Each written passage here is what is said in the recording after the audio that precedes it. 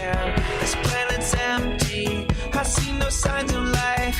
Please don't tell me that the human race did not survive. There are no people in the future. There are no people. There are no people in the future. No people at all. There are no people in the future. Where did all my people go? There are no people in the future. Let me try my people call. Where are all my people?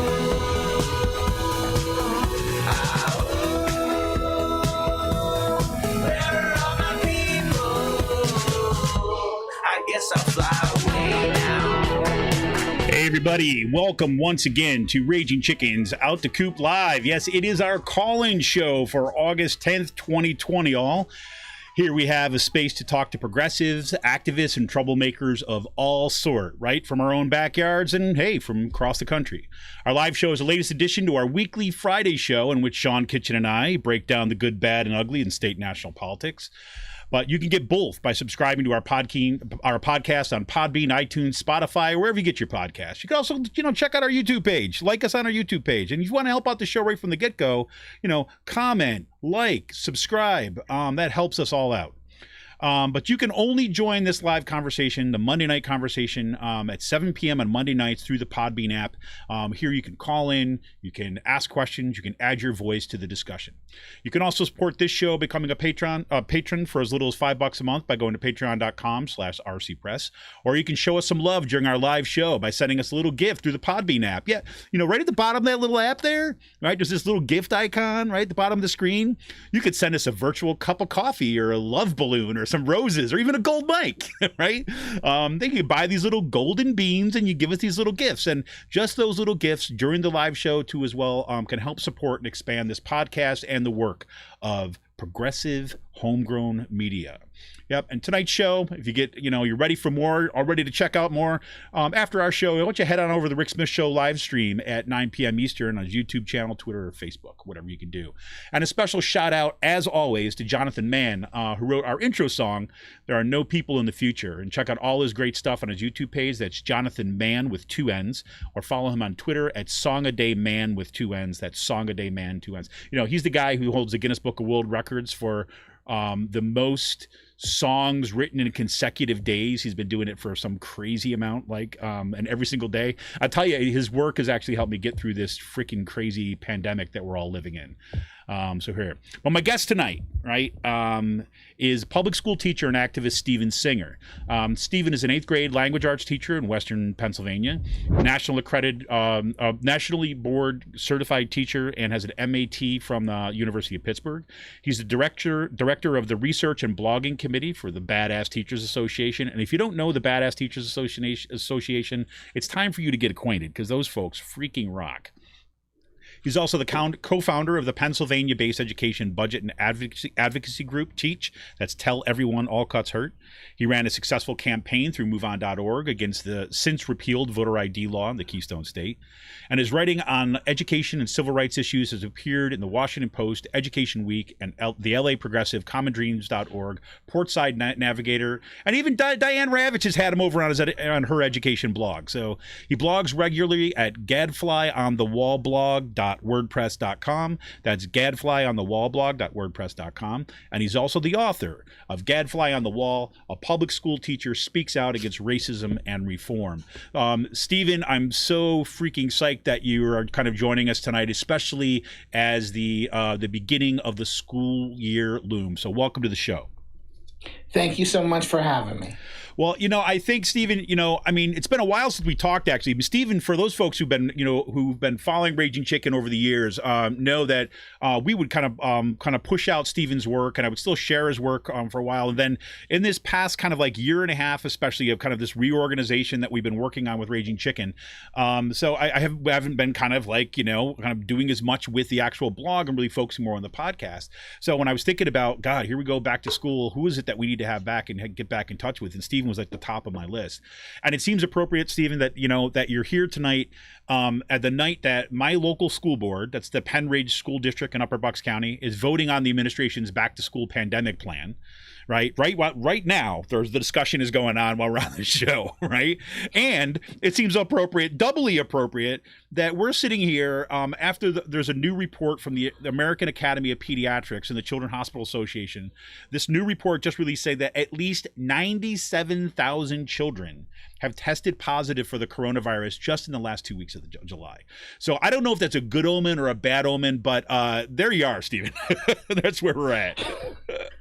Yeah, it seems like, a lot of us are in that position, with schools slowly making up school boards slowly making up their mind about what they're going to do about reopening plans, and, the evidence mounting that, maybe in-person schooling might not be such a great idea this fall. Yeah, well, you've been on this now. You've been writing about these plans, right? And how much of a bad idea that this kind of going back to school in the pandemic is. I was, following this, like, you got one from a few days ago or maybe last week, Governor Wolf, you can't shirk your duty to close PA schools during the pandemic, or reopening schools unsafely will not solve anything. Or what I told the McKeesport area school directors about the unsafe reopening plan proposed by administrators. And literally just an hour before we got on tonight, you published parental choice won't save us from unsafe school reopening plans. So I think it's fair to say that this has been on your mind. Yeah, it's it's one of those. It's definitely like my nightmares, right, and, my waking moments. Exactly. So give us a sense. Yeah. So give us a sense of where you sit in this. Like, how do you see this kind of going forward, and why have you been kind of like so insistent upon kind of sounding the alarm about this back to school stuff? Well, gosh, there's so many different ways to approach that. I mean, one of them is, I guess for me, I was thinking about, I saw somewhere a quote from Eve Ensler about what it means to be an activist. Mm-hmm. And I can't quote it because I didn't remember the exact words, but it was something about how being most activists are people who are so incensed about some kind of injustice that they can't help but stand up and try to fight it. Right. And for myself personally, even before I became a teacher or anything, the whole issue of children and violence against children has always been it's one of those things that just sticks in me, Yep. It just bothers me so much whenever bad things happen to kids, and I think it's part of the reason why I became a teacher in the first place, because I like helping kids learn. I like helping them, discover, the person they want to be. And this particular issue of the school reopenings just, hits me right to the heart, because I'm a parent as well, and I'm a public school teacher, and I'm used to living in this fact-based world where we look at the science, we look at what's happening, and we try, at least, to make sane, rational decisions based on that. And somehow between March and now, that world has kind of disappeared, or at least parts of it have. You mentioned that American Academy of Pediatrics report. Like you said, 97,000 children have tested positive for COVID-19. And that was just in the last 2 weeks of July. Right. So if we put that in context, of the 5 million people in the United States that are being diagnosed with the virus, that's 338,000 children. And that includes the 97,000. So nearly a third of the children who have tested positive were just in the last couple of weeks. So we need to really understand that, whenever this coronavirus thing started, or at least came to this country, we quarantined the kids pretty much from the start.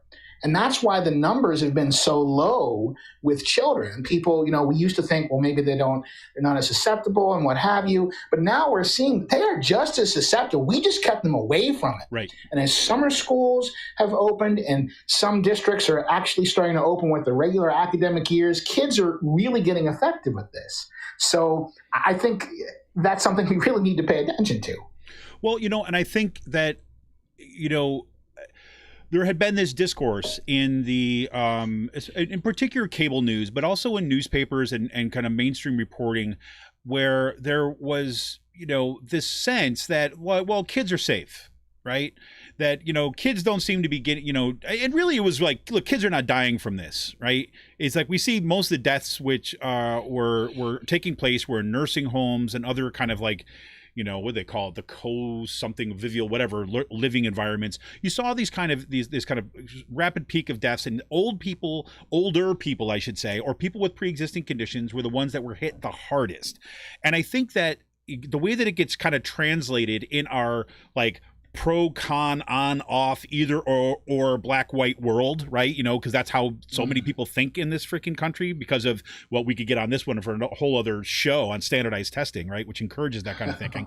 But because of that, I think people have generally, let's take best case scenario, right? People who took this seriously, did the social distancing, were wearing masks and things like this, still have not yet felt the full, or kind of wrap their heads around the full impact that this is having on children. And I think by this coming out in the American Academy of Pediatrics stuff, that number has shocked a bunch of people. A matter of fact, is like Ainsley Earhart, like on Fox News, by Fox and Friends, or whatever the hell that show is, where she was like visibly shocked. I didn't watch the show. I saw a clip of it though, when those numbers came out. And you saw her, right? Even the Fox News fanatics out there kind of grappling with that number of 97,000. She's like, I just can't get my head around that.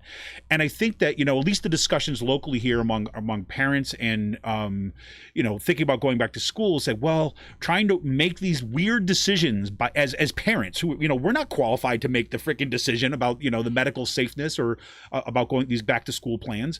But, we're at this point where it's like, well, at least we know that kids aren't going to be harmed as much. And now with this report, it seems to throw everything into crisis just as we're about to reopen again.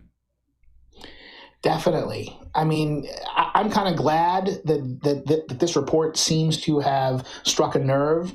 I mean, I've been seeing, I'll see a report, this school opens up and has all these cases and this outbreak. And you've had these outbreaks in Israel, when Israel started opening up schools, and they'd make a little bit of a wave, but this report does seem to be stopping people to some degree. But there's just this momentum.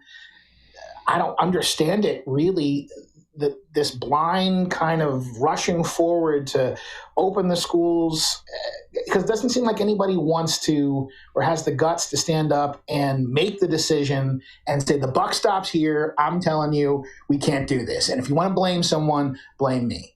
Yep. And I mean, I like Governor Wolf. I do. I mean, I voted for him. I think he's done a lot of good things, but I'm disappointed that at least so far, he hasn't stepped up, because in Pennsylvania, as I'm sure you're aware, we kind of, we rely on him to be the adult. Yeah, we do. We do. And he just hasn't. I know he got a lot of criticism for what happened in March, unfair criticism. Everyone calling him a tyrant, not everyone, but people calling him a tyrant and all this for, how dare you, not let me go out and die from this pandemic. And I guess it's had some kind of an impact, because, I mean, what's happening, this is a public health issue. Right. This can't be something that each school district decides on its own.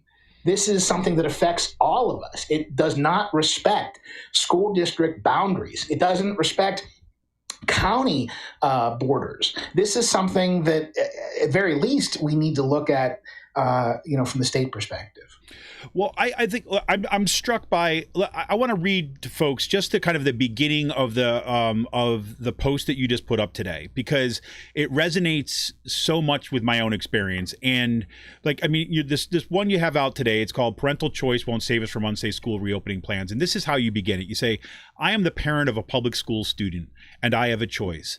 I get to decide whether my daughter will go back to school in person or online. And that's the only thing that should matter to me.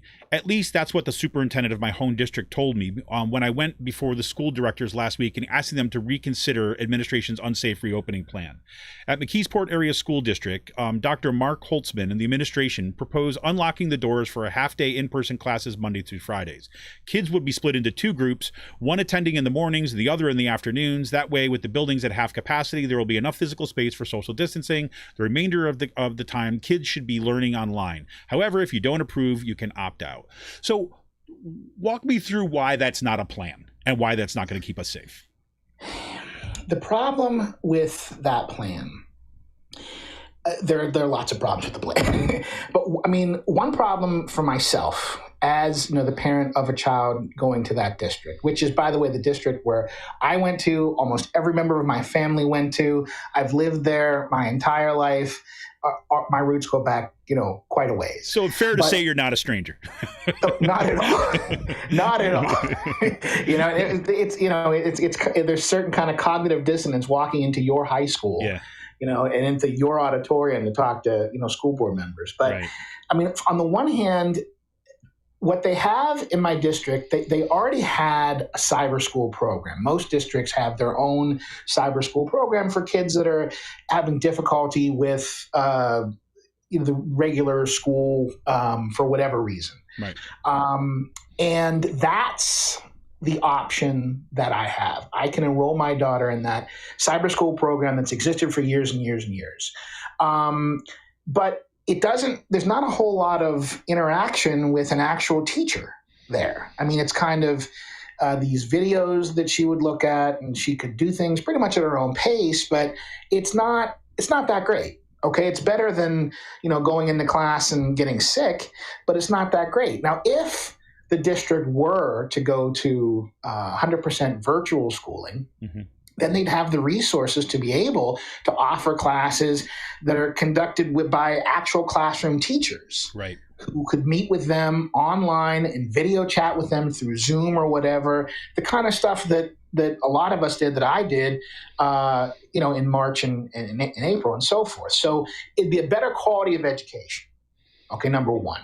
And also, one of the justifications they give for trying to go to this sort of hybrid model where they have kids in school part of the day is because of the idea that face-to-face learning is better than virtual learning. And that's true. Right. That is 100% true. But what they forget, what they don't seem to be able to wrap their head around is we will not have your traditional face-to-face learning in the school buildings this year. It will be mask to mask.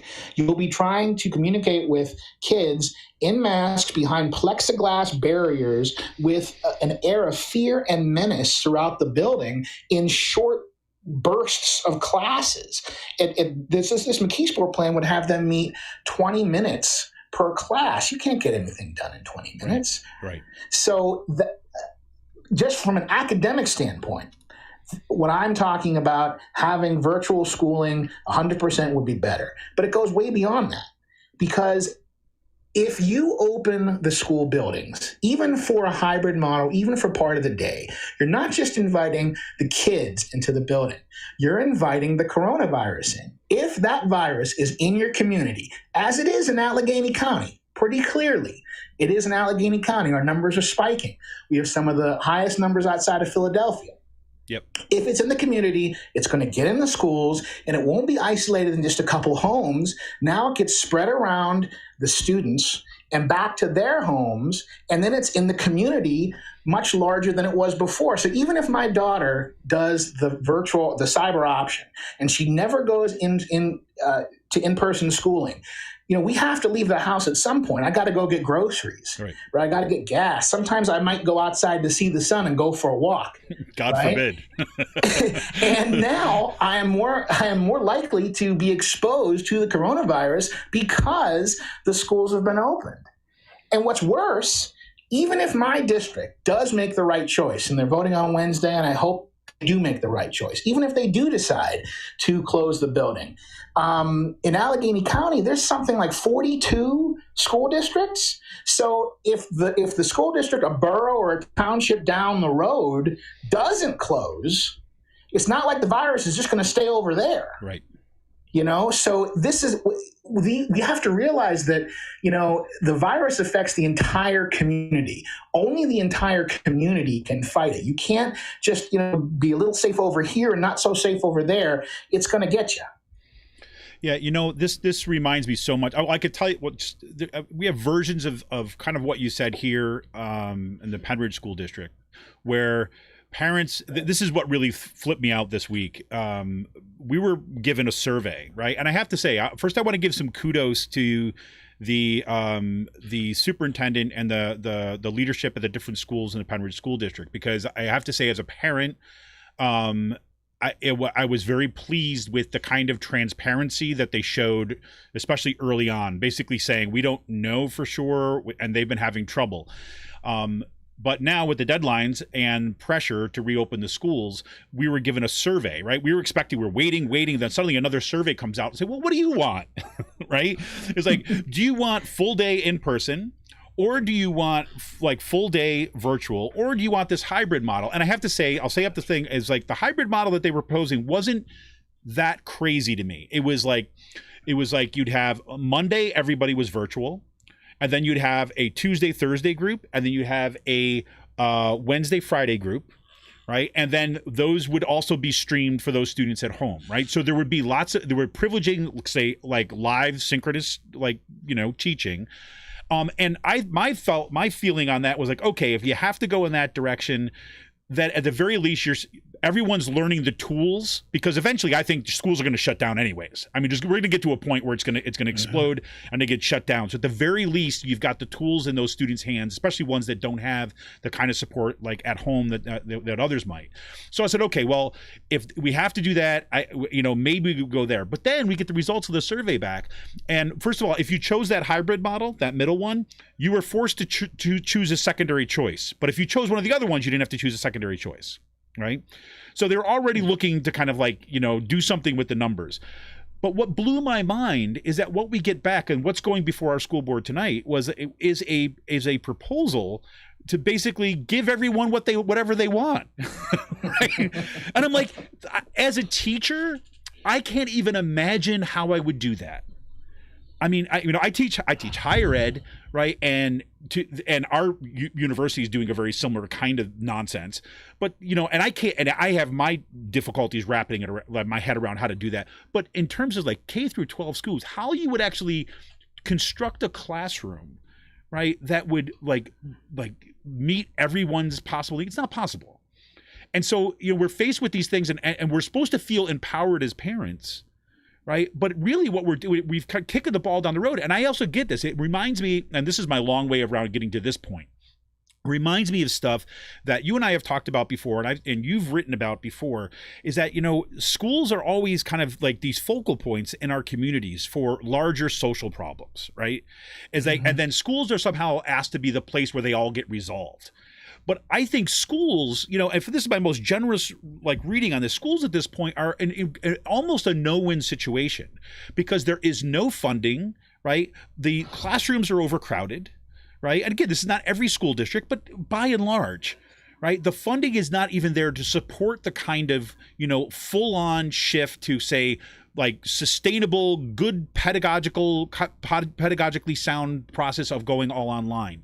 Right, because there's no help from anywhere. So people are making these weird decisions about, well, our budget says we can't do this, so we can't do 6 foot distancing. We're only going to do 3. You know what I mean? I mean, it's like that kind of thing is like what we're experiencing right now is like it's all put down to like parents to make a decision because of the failings in our culture right now. Yes, I think this virus has really shown us where all the cracks are in our society. All the things, we have let things get to such a point where we are on such a verge of collapse, and there's no escaping that knowledge now. It's out there. And like you said, the schools are really where, the rubber hits the road. We have because we have so little of a social safety net, and we require schools to do so much of it. to meet, the needs of food, nutrition, healthcare, childcare, counseling, tutoring, socialization, self-esteem, special needs, protection from abuse. I mean, I could go on and on and on. All these issues that school, and that's not even really talking about education. Right, exactly. Right? We didn't even talk about education there. We didn't even get there.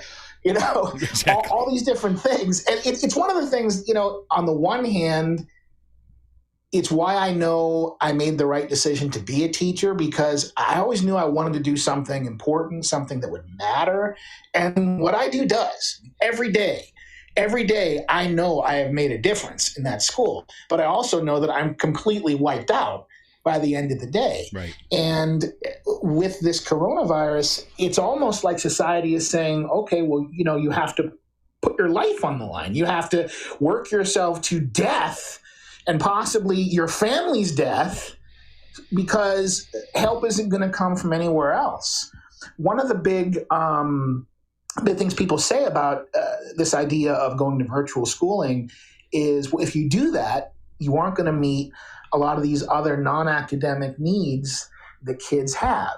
And there is something to be said for that, because there are some needs that would be very difficult to meet with virtual learning, for example, childcare, right? But the answer to that isn't, okay, let's expose kids to, this virus that could kill them or you. That's not the answer. The answer is you actually have to look at the people who were supposed to solve the problem in the first place, right, and get them off their butt and get them to do their freaking jobs. Exactly. Exactly. I can't, underline, highlight, notes, and I swear to God. I mean, that is, I come down exactly in that space. And it's like, you've got to be kidding me. So because of all these things, hey, let's just conduct a grand kind of biological and social experiment by throwing a bunch of kids into a meat grinder laboratory and see what happens. I mean, that's just freaking crazy. Well, listen, I want to talk a little bit. We're coming up on 7:30, where I want to kind of talk a little bit about what some things that are happening in district, what kind of things you see as teachers that are doing, and so on. And I will also let everybody know who's kind of tuning in, especially here on the Podbean app live, that you are welcome to call in. If you have a question, if you have a comment, you have thoughts, you want to share your experience and join the conversation, you can click right at the bottom of your screen, and I think it's going to require you to have a headset, just so everybody knows, and you can call in, and we'd love to hear from you too as well. If you have a question for Stephen or just a kind of overall comment to join the discussion, that'd be great. But we'll also remind you that you can help support this show and this podcast for little as $5 a month by becoming a patron, by going to patreon.com/rcpress. You can choose your membership level starting at $5 a month, or if you're listening to this and you like what you're hearing, you can go right down to the bottom of the app. There's a little gift icon. You can click on that. You can send us a virtual cup of coffee or a love balloon or some roses or gold mic, whatever it might be. Podbean's got this little thing. They do golden beans, right? So if you have kids who play apps and things like this, or you play apps, and you go and you buy your little coins and you can purchase these things that help. Anything that you could kind of send us our way, we totally appreciate, and it kind of helps us kind of build out this podcast and build out this show and kind of expand the work that we're doing. So thanks. So call lines are open if anybody's interested. So while we're kind of get back into some of the specifics here. So look, get us on the ground in your discussions, or kind of looking at the community of teachers that are kind of pushing back here. They're looking for ways of kind of organizing, or at least kind of like trying to deal with these plans. What do you see kind of like the temperature on the ground among teachers? And I know that's, I'm asking you to kind of, I know teachers are not one solid block, right? So I know people are kind of over different angles, but at least for those teachers who are involved in the kind of activist community, they're interested in kind of like, pushing back against this corporatization of education, of public education, or the privatization of education. Where do you see kind of like the teachers of some of the most promising work being done to teachers and pushing back against these plans? Wow. Yeah, I know. Just a little, no pressure, Stephen. It's hard because, I mean, so much is, the coronavirus really puts, a marker on the timeline there. There's pre-coronavirus, and there's, who knows what the post-coronavirus world will be. You have some teachers that, God love them, they have this great positive attitude. Like now that the coronavirus has shown us all these problems, we can actually go about fixing them. And we should talk about whenever the virus is done, how do we rebuild the school system to what it should be? And I think that's a wonderful discussion. Mm-hmm. But I guess I just can't. It's like, we're drowning, the ship's going down and you want to tell me how to build a gold-plated deck? I mean, yeah. I guess I'm just not built that way, Mm-hmm. Though it's a good discussion to have. I think most teachers, at least in Pennsylvania that I know, we're terrified. We're really scared about what's happening. We're scared for ourselves. We're scared for our families. We're scared for our communities. We're scared for our students. We're scared for our jobs. We've never lived in such a world of uncertainty where so much is just, crazy. I keep thinking of like Franz Kafka and Nikolai Gogol. Yeah. Before I went to that school board meeting last week, and before I went, I made the mistake. I had like an hour to kill. So I went online and I said, you know what? Why don't I watch some old Monty Python sketches? That sounds like fun. I don't know why I did it. I don't know. And I was watching. I was like, oh my God, I'm living in a Monty Python sketch.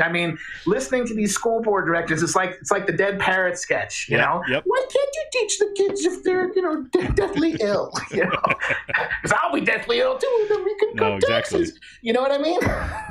Yeah, I'm telling you, it is an era of dark humor. That is for sure. That's all you got. That's all you got. So I hope that's not a cop-out answer. I think there are a lot of things that teachers have been pushing for a long time, for years and years and years, since the Obama administration, since the George W. Bush administration. And, there has been, I think before the coronavirus, I would say that we have made some headway in terms of standardized testing. It did seem like a lot of people were starting to realize that this high-stakes standardized testing was a mistake and that we needed to assess learning differently. When it comes to charter schools, it seemed like there's been so many scandals, and there have been scandals during this coronavirus pandemic, with charter schools double dipping and getting federal monies and so forth, that some people are starting to realize that charter schools can be really bad for our communities, and that they can exploit kids and they can take the money and run. Cyber schools, it's funny, cyber schools, especially cyber charter schools, before the coronavirus, it seemed like they were on their last legs. Yep. It seemed like everyone was saying, wow, these, it's pretty much shown that these schools are terrible and you get nothing out of them. And now I just read an article, I forget where, saying how, they're all stocked up. They got as many kids as they can possibly have. Yep. Because of what's happened, with the coronavirus. So that's probably going to be a huge boon to charter schools when it comes to ed tech, education technologies. I think before the coronavirus, the tide was starting to turn, and people were starting to realize that, some of these ed tech companies don't know what the heck they're doing, and they're just out to make money, and they're basically taking a lot of the bad pedagogy that you find on your standardized tests and your Common Core academic standards, and they're just digitizing them. And now the coronavirus, it's boom time for the ed tech companies. So I think it's a little hard to tell where we'll be when this whole thing is over. Right now, I guess I'm more focused, and I think most people are more focused on surviving the pandemic, and then we'll see what we can do.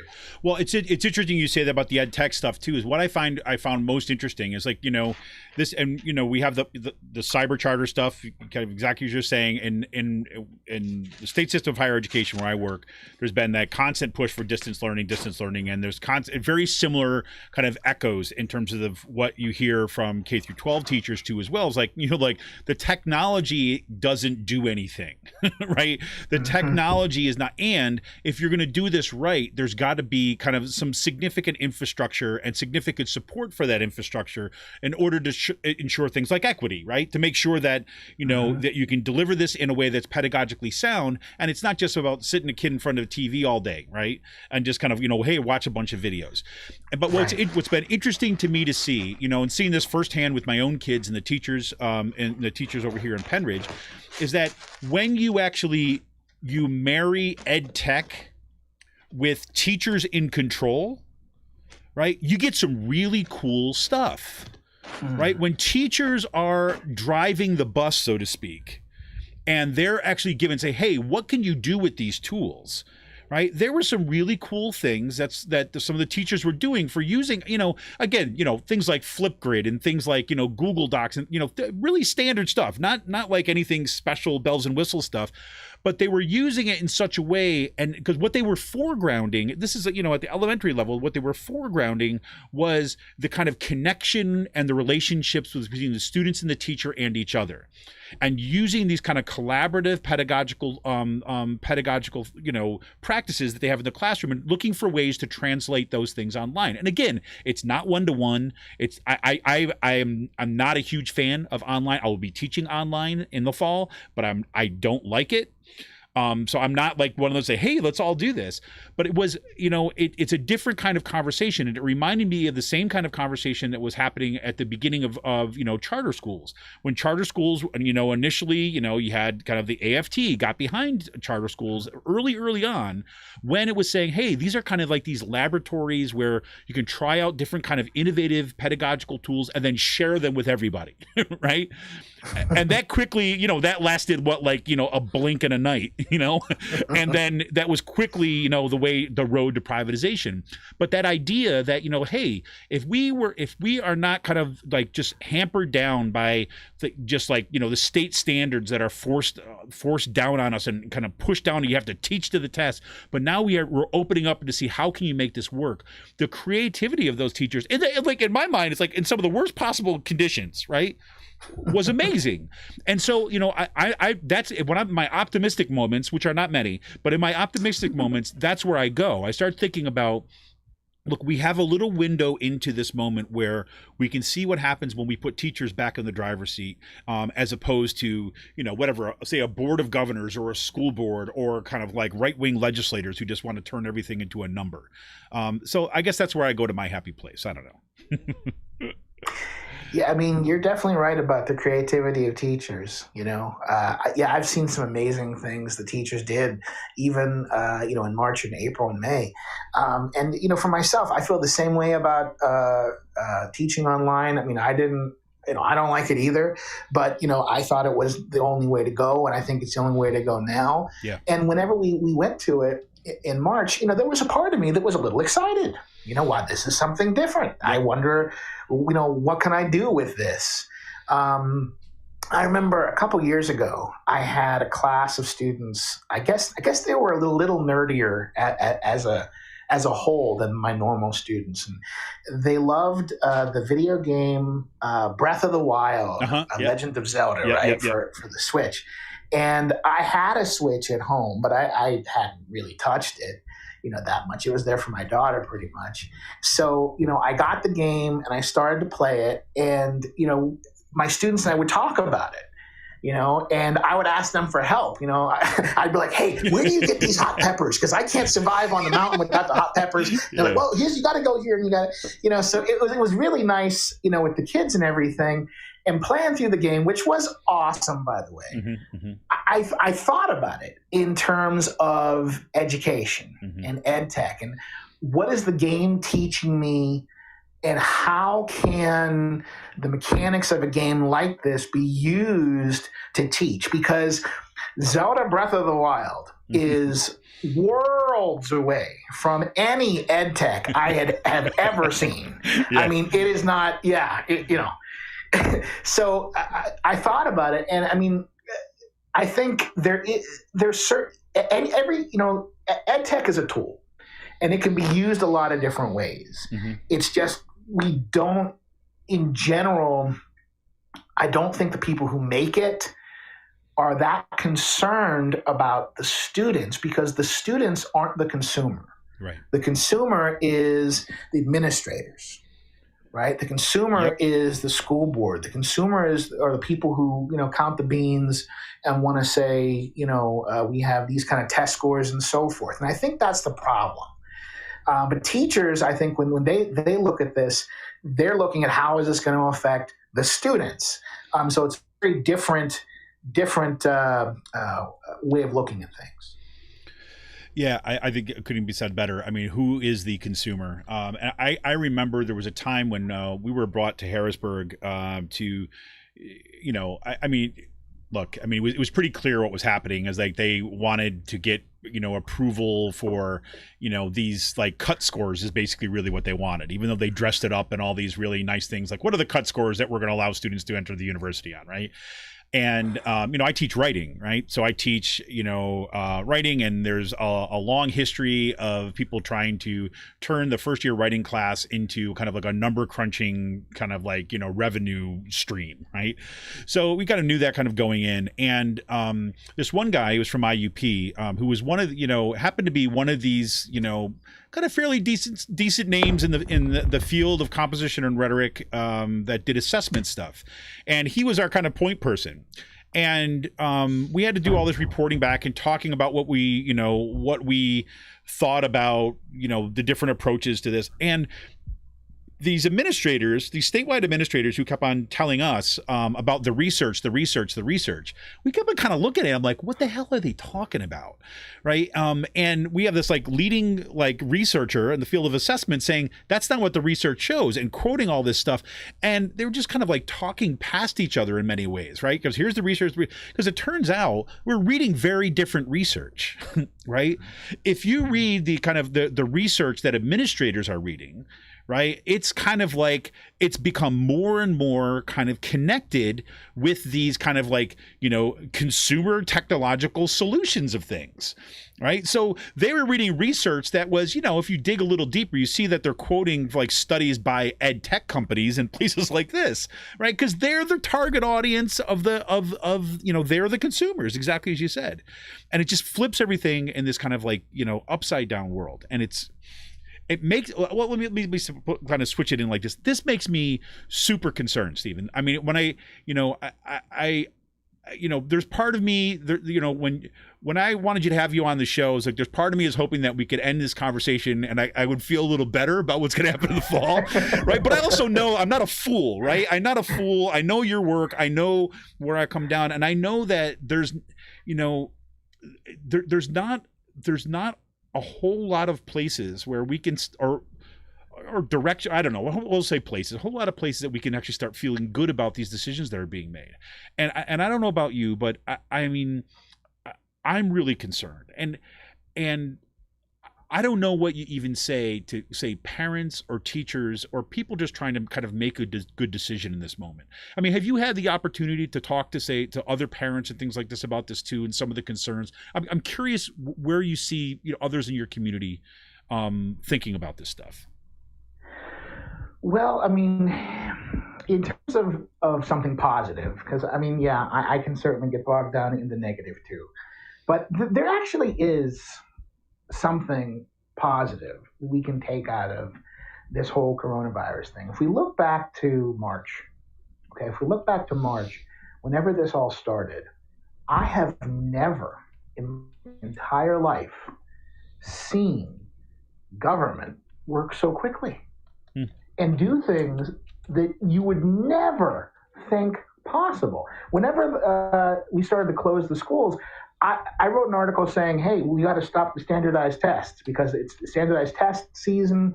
We got to get rid of them because there's no way we're going to be able to do this otherwise. And it was a week later, and I'm not saying it was me who did it, but it was literally a week later that Betsy DeVos was agreeing with me. Yep. You're like, right? wait, what's wrong here? we canceled, high-stakes standardized testing in a matter of about a week nationwide. That is amazing to me. We made the kind of changes at split second changes to pedagogy, to what we were doing in the classroom.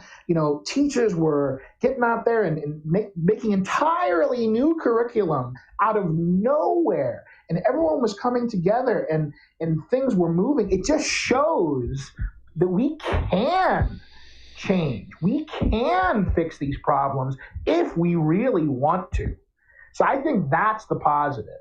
The positive is this dysfunction that we have come to accept as normal is not normal, and we don't have to accept it. So that is something positive to take from this. In terms of, what have parents told me? I mean, most parents I've talked to are scared. Mm-hmm. They're very scared about what's going to happen. What's going to happen with their kids, and those who have been who pretty much opposed the idea of virtual schooling that I've been pushing forward right now they've kind of been like two camps. On the one side, there are people who probably any other day of the week I would agree with 100%. Who say, this ed tech stuff's terrible. Online schooling is terrible. That's why we can't do it, because if we do it now, it'll never go away. And I see where they're coming from, but you have to get to later before you can deal with later's problems. You know what I mean? Yeah. So there are some who are like that. And there are others who see all the different things that they need from schools, like childcare, and like meeting the needs of special needs students and so forth, that don't want to do virtual schooling because they're afraid of how it will impact their individual child. Mm-hmm. So I would say that's kind of what I'm seeing from parents. Though a lot of parents I've talked to, are in favor of the virtual schooling, in favor of doing whatever they can to protect the health of their kids and their teachers. I think that's something we haven't really talked about. Right. It's super important that, parents get a choice in most districts whether their kids get to do virtual schooling or go in person. Teachers, they don't have a choice. Their choice is, you either work here or you don't. Right. And it just kills me that so few people seem willing to stand up for educators and say, I've had so many great educators in my life. I would not be the person I am today without my teachers, and my kids wouldn't be the person they are. They're growing to become without their teachers. We need to look out for them too. Right. I mean, awesome point. And I would even add into that too as well, when you're talking about all the other people that are worked within the school district, the clerical staff, the custodial staff, right? Many of which have also been pressed. I know that I've talked to some folks at some schools who are talking to say, look, they've been cutting their custodial staff and they're not rehiring custodial staff, and so now you've got like fewer people trying to kind of like bust their butts in order to keep everything clean without proper PPE, for example, in some cases. That you're thinking about that school as a system as part of that community is absolutely. I mean, teachers are very much we've been talking about how important it is to respect and see as heroes the frontline workers. They're like, well, we're talking about frontline workers. We're talking about teachers right now. We're talking about those clerical staff. We're talking about the custodial workers in those schools. We're talking about the bus drivers and the bus aides. We're talking about like the whole realm of people that are going to be in contact that will be under significant risk as we kind of we can move forward. And and I think that here's this goes back to something that we started with tonight. You said this whole idea about being operating in this fact-based reality for so long, in where you're trying to look at the best possible information and then thinking about creative solutions based upon what is going to be best for the most, right? And then think about it on the edges. And one of the things that, there was this blip of this conversation, and I was actually foolishly hopeful that this is the direction that the discussions were going to go around some of this hybrid, these hybrid things. Because I also think that the word hybrid schooling is doing a hell of a lot of work, right? In different schools. Like, in other words, the hybrid is the thing that they're saying that is going to try to kind of be the alternative that's not really workable, right? It's like some people are hybrid in the way that I understand it. You do, part online, part in school, you break this up. But in other cases, it's kind of like, oh, you can do some of this or choose to do what you want. And they're teaching, it's weird. But when it comes down to, like, say, for example, the case of special needs kids, I mean, my sister is mentally handicapped. I grew up in kind of like with her. She had a severe reaction to the MMR vaccination. We happen to be like one of those, like, literally we have documents showing this, like 1 in a million that have an allergy to this particular thing in the old shot, not the new ones, but the old stuff, right? And then so she got brain damage as a result of that. So I kind of grew up in that kind of environment and know full well both the strain on kind of, say, on my parents, right? My parents' marriage broke up in part because of that, right?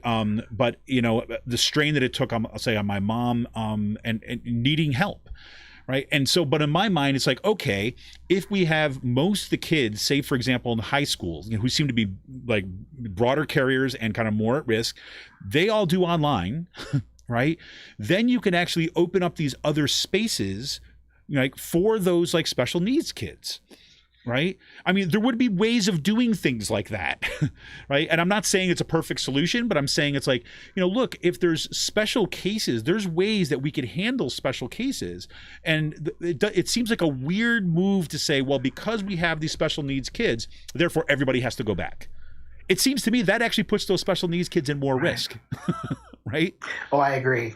Yeah, I mean, definitely. I mean, the kids who have the highest needs that can't be met virtually, I think it would be, completely fair to have them come into the building to some degree and, to get a little bit of extra help.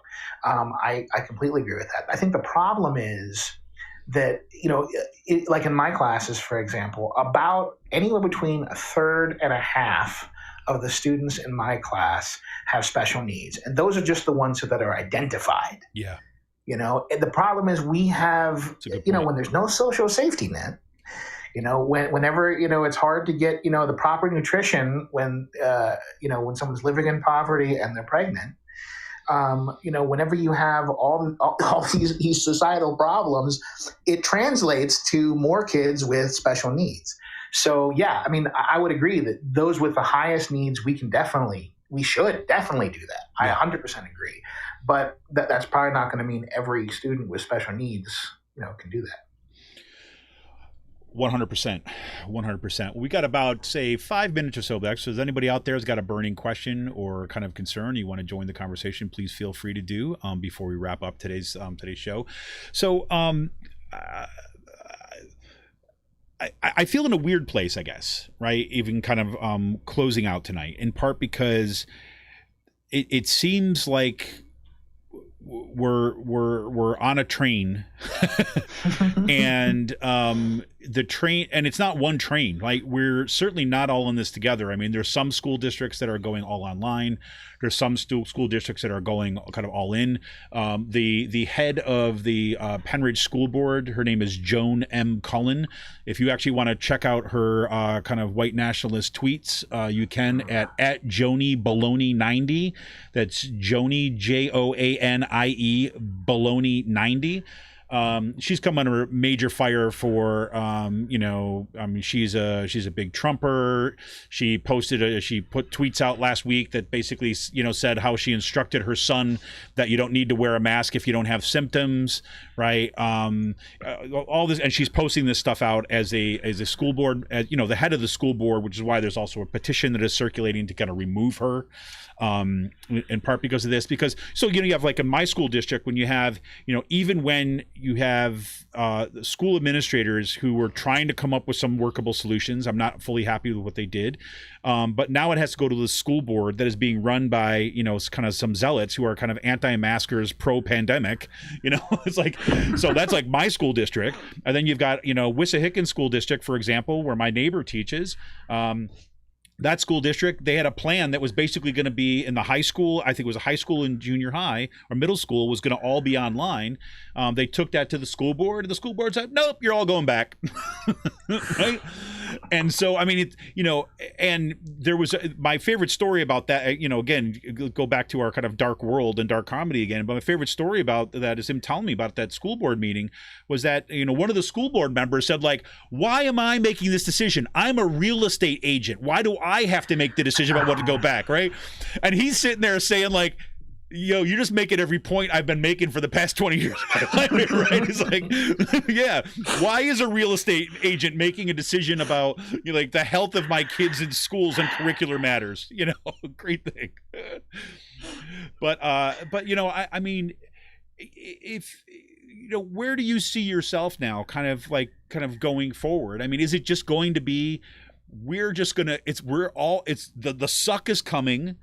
And the anxiety is just going to be there, and there's not really a way out at this point. Well, I mean, time slows for no one, right? I mean, like you said about being on that train, that runaway train, it's coming to the station. There's not much we can do. It's going to get there. I mean, some districts are trying to push back the start date, which is probably a good idea. But I mean, eventually it's going to get there, and we have to deal with it. And we will in some way or another. I think worst case scenario is that there will be districts that do this kind of hybrid plan or these in-person plans that will quickly explode in their faces with people getting sick, and they'll have to go to virtual, right? I mean, the funny thing is, whenever I hear administrators talk about this, I've not heard one administrator admit that these hybrid plans are sustainable, that this is going to work and we're going to keep this way, for the school year. None of them say that. They all kind of admit, yeah, well, it's very possible that, someone's going to get sick and we're going to have to go to virtual at some point in the year, which, is a red flag for me. But I think that's going to happen in a lot of places. And I wonder what the fallout is going to be. If we can get through this, if we can somehow get through this pandemic, are people going to remember what people did? Are they going to remember that Joe Blow, school board member, voted to keep the building open during the pandemic? Are they going to remember that, Dr. So-and-so, superintendent of schools with all this education and experience, made the decision to keep the schools open with all this information against it? I kind of hope that some people have their reputations completely destroyed by some of the terrible decisions they're making today. And to be fair, I agree with you. I mean, in a lot of cases, it's not fair to have school board members making these decisions, real estate agents, and someone who operates a mom and pop store, and on Main Street. It's not fair. This is not something they should be doing. But unfortunately, that's what we're down to. And, it's put up or shut up time. Right. So, unfortunately, there's probably going to be people getting sick. There are probably going to be people who die. There are probably going to be people who have lifelong debilitating illnesses based on having and surviving the coronavirus. And what the long-term impact of that will be is very hard to tell. Yeah. Indeed. I mean, and I have to say that I am a huge fan of saying that for activists, right, and for teachers, right, and for community members, that it is on us to make sure that nobody forgets their faces or their names. One of the things that, this is one of the things that I said at my university, at Kutztown University, where President Kenneth Hawkinson, this is what he said on his when he announced our back to school plans. This is what he said. Some of you may die, but it's a sacrifice I am willing to make. I'm sorry, that was from Shrek. I hit the wrong button. That was King Farquaad, but it was it was basically that. Okay, he doubled down on going back, and he had the gall to use the kind of like, you know, the story, the grit and fortitude of the parents of coal miners and mill workers and things that our students come from as our obligation to go back. And you know, my first response, I was so livid when he came out with that. I said, I want everybody to, I sent out the video to everybody I could send it out to all throughout social media and said, I want everybody to remember this man. Because this man is the reason that there'll be hospitalizations and death and sickness. And I think that this is even more so the case when it comes to our local school boards who are making this decision right now. And if you're in a situation where you have a school board meeting that is coming up soon, the decision has not yet been made in your district, this is the kind of thing that I think that every, say, parent, concerned citizen and activist should be saying to those people at those meetings, is that we are going to remember you. All right, when the first sickness comes, when the pandemic hits, when people die, this is on you. But I tend to go to that place very often. Yeah. Well, Stephen, look, I want to give a plug to your book too. Once again, it's like, you know, Stephen's book is Gadfly on the Wall. Public school teacher speaks out on racism reform. Matter of fact, there was a couple years back when right after this book came out, this was kind of one of our membership giveaways books. So I bought a bunch of them up and gave it out to new members at that point because it's so excellent. And it's been, you know, and really your blog, you know, Gadfly on the Wall blog has really been one of my go-to places. Is really, you know, feeling the I guess that kind of like the outrage that is so grounded in the community and what you're doing, and that feels so good to me. And the attention to what is, you know, the detail of the struggles that is happening, that giving resources to, you know, parents, to students, to teachers, to activists all over the state. So I really appreciate all your work, man. Thank you very much. That's very kind. Yeah, well, it's very true. Let me tell you. Well, I'd like to. Do you have any kind of, say, closing remarks or things, that message you'd want to go out to folks that are kind of listening here or going to listening up on our podcast before we head out for the evening?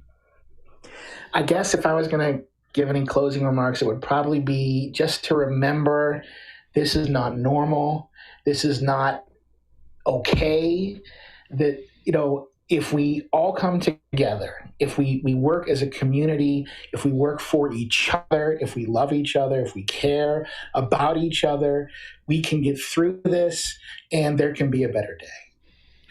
Man, I can't think of a better place to kind of end it on this night. So with that, Stephen Singer, thank you so much again for kind of joining us here in the Out to Coop Live. I'd like to thank everybody who joined us there tonight. I want to remind you that you can help support this show, become a patron for as little as $5 a month by going to patreon.com/rcpress. Or before you go tonight, you can go right down to the bottom of your app and click that little gift icon and send us a little gift. Get up those kind of golden beans, as Podbean calls them. You can send us a little cup of coffee, a balloon, some roses, a golden mic, whatever it might be. You can even send like a yacht or something, or an island for those folks who really want to, you know, dig deep in their millionaire pockets, because I know that's who's out listening, right? You know, hardly. But no, really, anything that you can throw our way really helps support the show and expand what we're doing. And I think it's going to be critical now more than ever that not only are we kind of in an election cycle, but we're also in the middle of a pandemic. And then all of us, as Stephen was saying, is like, you know, we need to find these spaces where we can find spaces for support, spaces of solidarity, and spaces where we can begin kind of strategizing about where to go next. So I want to remind everybody, one last show note, that this Friday we will not have a regular Out to Coop podcast show. I'm going to be away for that show, so we'll if I have the chance, I'm going to throw in an archive show for there, but it might be that we might just pick up next Monday. And next Monday on Out to Coop Live, we just may have kind of a couple teachers from down in Philadelphia who are doing some activist work on this kind of back to school stuff, and we'll see if we can arrange that if that date's going to work. If not, we might get some folks back in higher ed, or some folks in Lehigh Valley that are doing some really awesome work when it comes to police brutality and the pushback and the struggle for Black lives. So thank you, everybody. I appreciate you tuning in tonight. This is Kevin Mahoney, editor and founder of Raging Chicken Press. Special shout out once again to Jonathan Mann, who gives our intro and outro music. And thanks all to you who supported this show, who support Raging Chicken over the years. Stay safe. And as Stephen said, love each other. We're in it.